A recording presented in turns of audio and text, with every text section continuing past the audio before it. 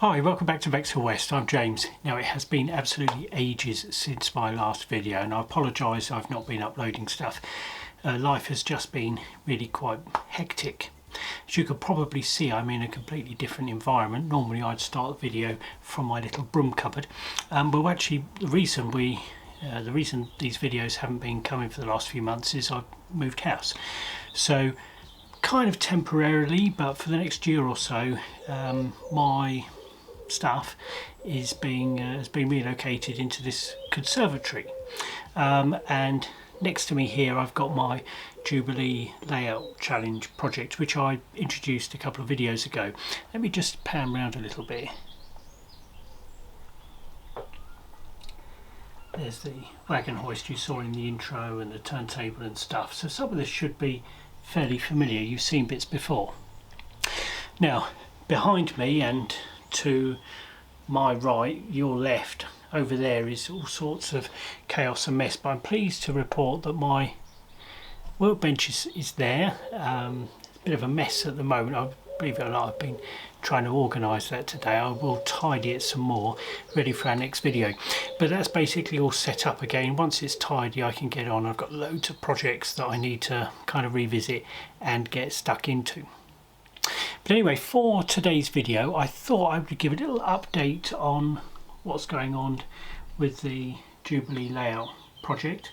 All sorts of things to talk about here, and the progress has been really slow on this, partly because of the move. I had to sort of pack everything away and then get everything out again, and I've got to find where I put everything. But I'll give you a little overview of what's going on here. This board is the end one of three, is the most complex because of the turntable, which incidentally there's an update on that, which hopefully I'll be able to share at the end of this video. The wagon hoist, there's quite a lot of work gone into making that so that not just that it works, but works reliably.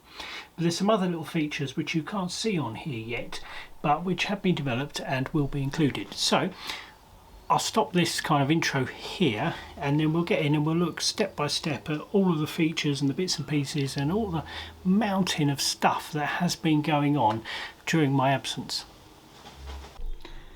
Okay, this seems a pretty good place to start, and one of the major features of this layout is that it's on two levels, and I wanted sort of a arched retaining wall holding the upper level up, and I have agonised over this.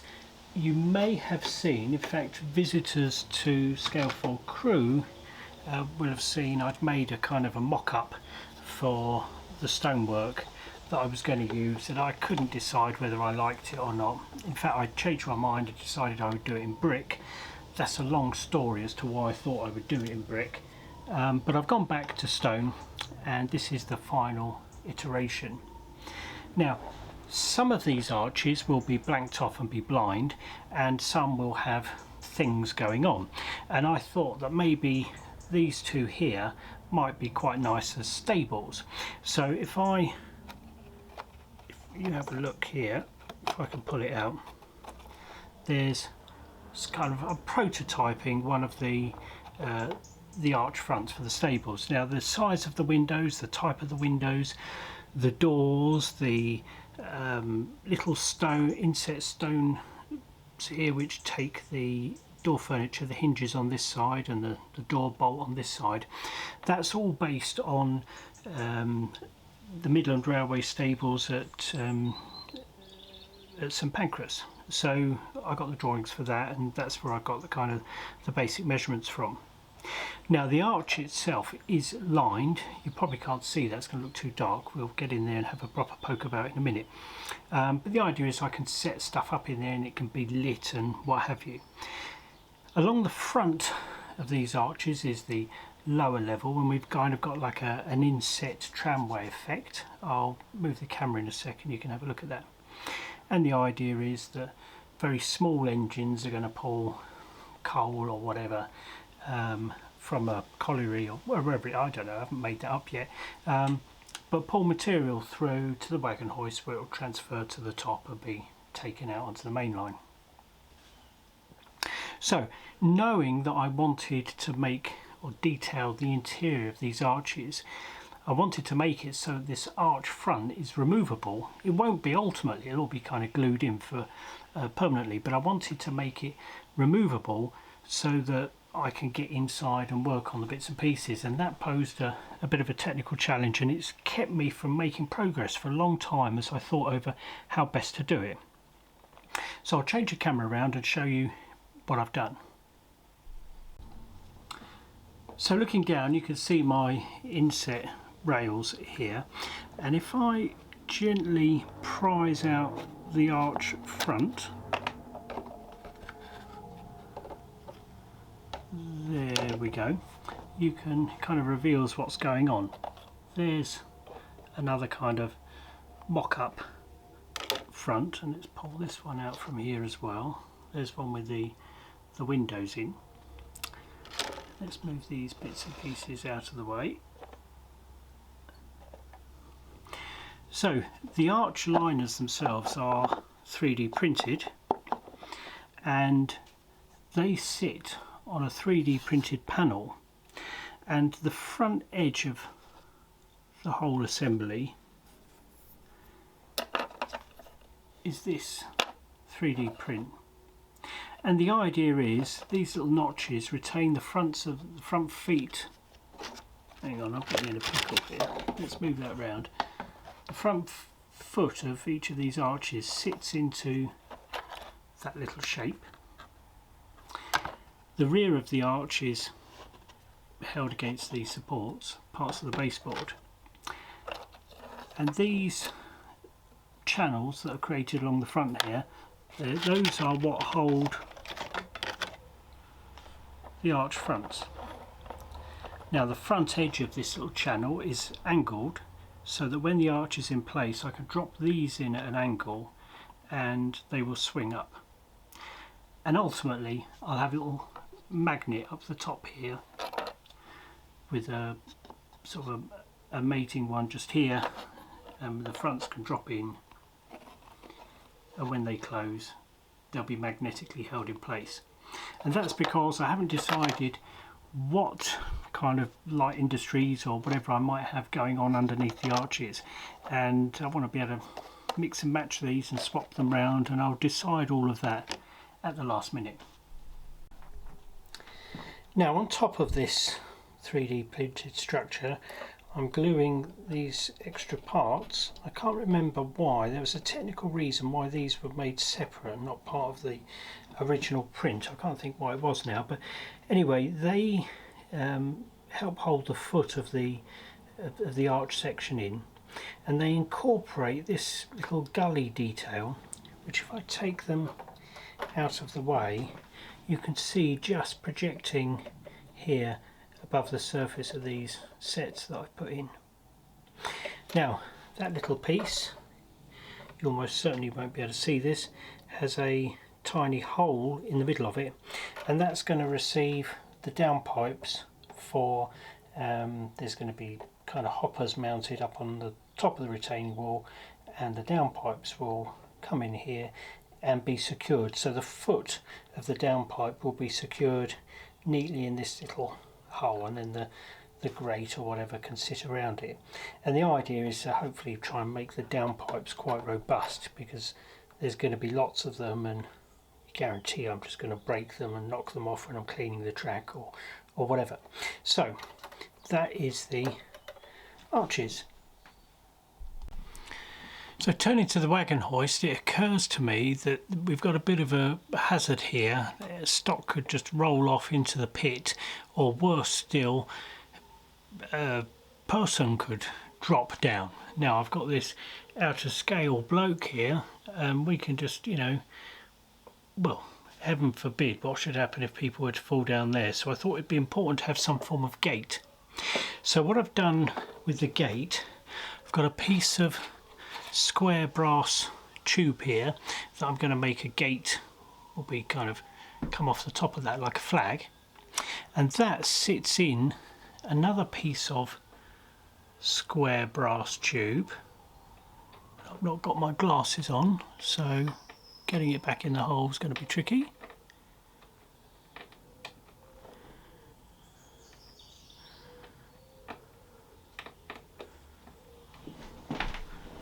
promise you it does fit.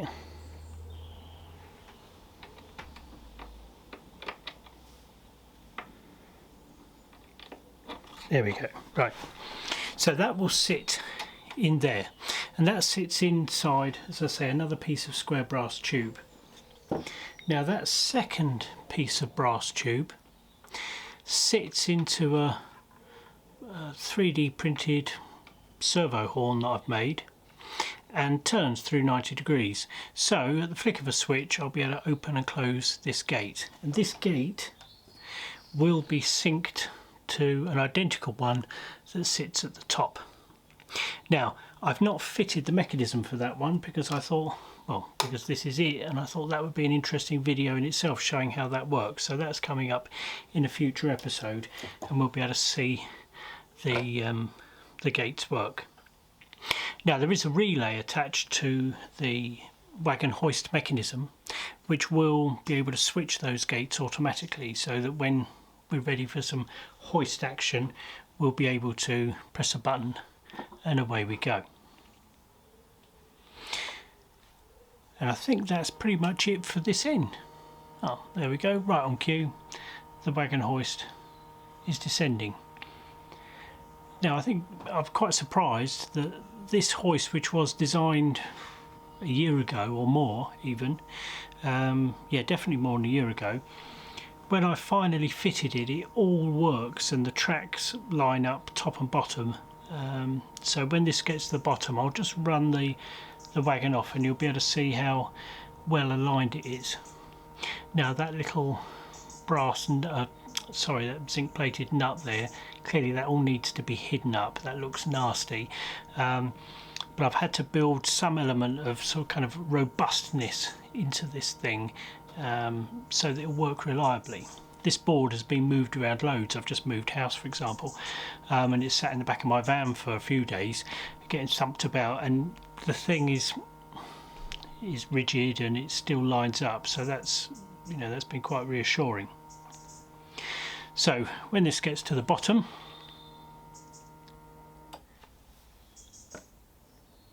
I can roll it off and on.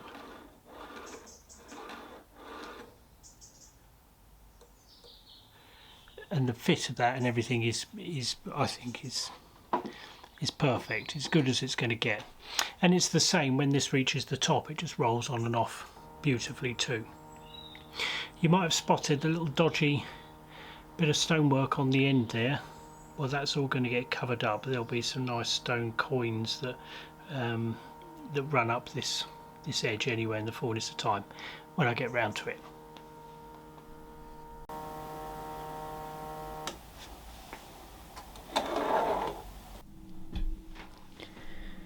So in terms of carriage stock, you'll have to use your imagination here. Imagine that I've got a ratio 48-foot Midland carriage kit in front of me. Those will form the backbone of the coaching stock, simply because they're readily available, easy to get loads of them. But there's a small problem with them, or a couple of issues. The bogies are notoriously fragile, and we're limited to 3 body styles. So I have 3D printed replacement bogies that are fully sprung, and typical, my stuff's packed away, I can't find them for this video, so I'll stick a picture of the 3D model up on the screen. And I've also produced a set of alternative bodies for them. So I think I've been able to do every single Midland body style of this type. They're not going to win prizes for, you know, in the fine scale model of the year award, but they're not bad. These are just the prototypes. There you go, there's a nice picnic saloon. So I've done those. It got me thinking, I've done the bogies, I've done the bodies, could I take the idea a step further? And let's get these out of the way. This is what I came up with. So we've got a 3D printed underframe. This takes little brass heat set sort of threaded inserts that the bogies screw into. And each body style has got an insert designed for it, so with the right seating, with the first class low class, what have you.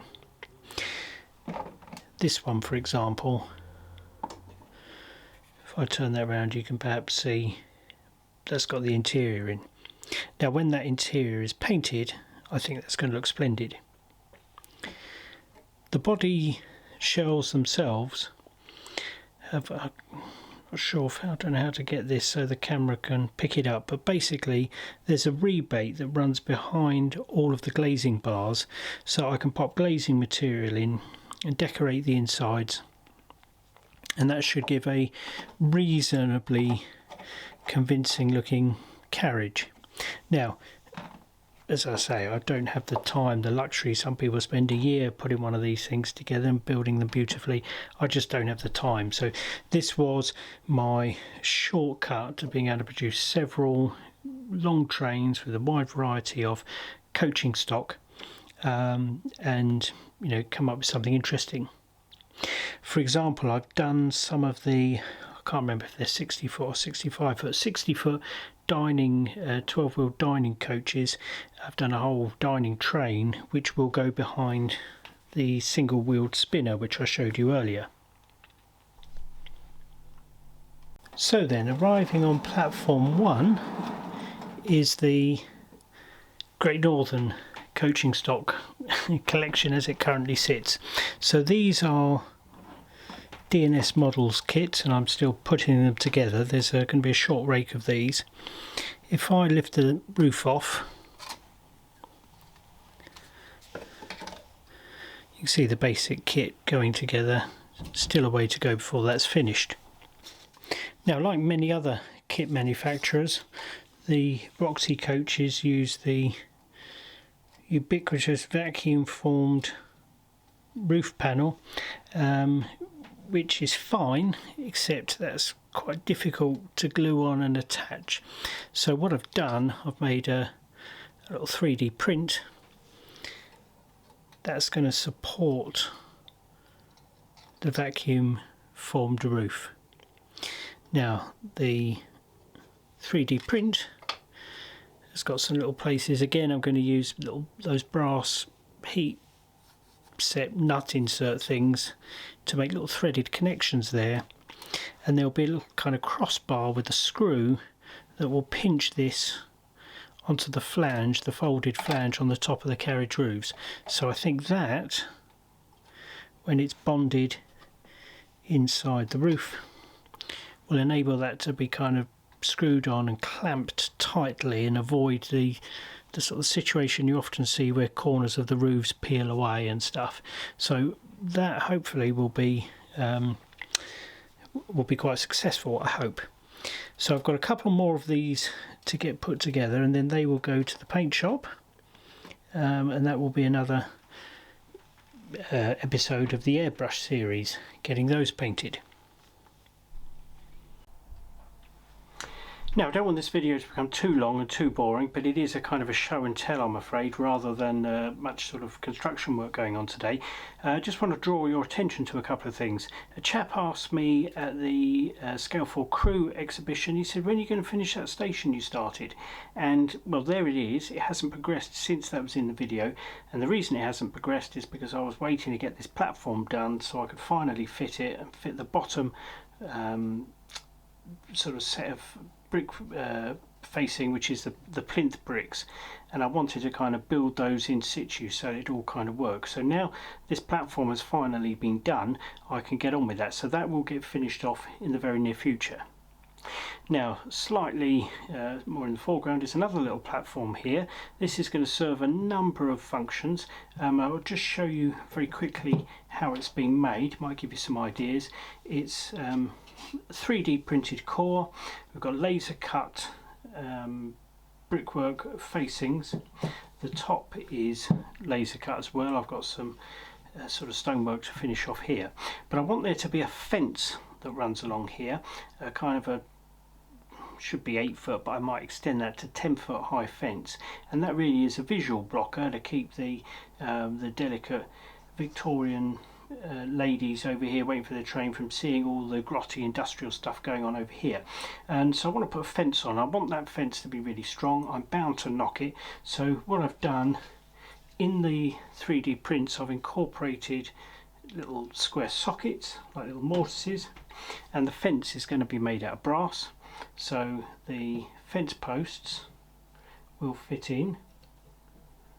Oh my goodness, I need my glasses again. They do fit in. Would you believe it? Oh, there we go. Right, so that's fitted in a tree. It's also really robust. So this will serve as a bit of a jig whilst I solder on the arris rails, which I'll do in brass, and then I'll be able to lift the whole thing out, assemble all the close boarding on and what have you. Now there's one or two other cool little bits that are going to go on here as well, a water crane, a little coal crane and stuff.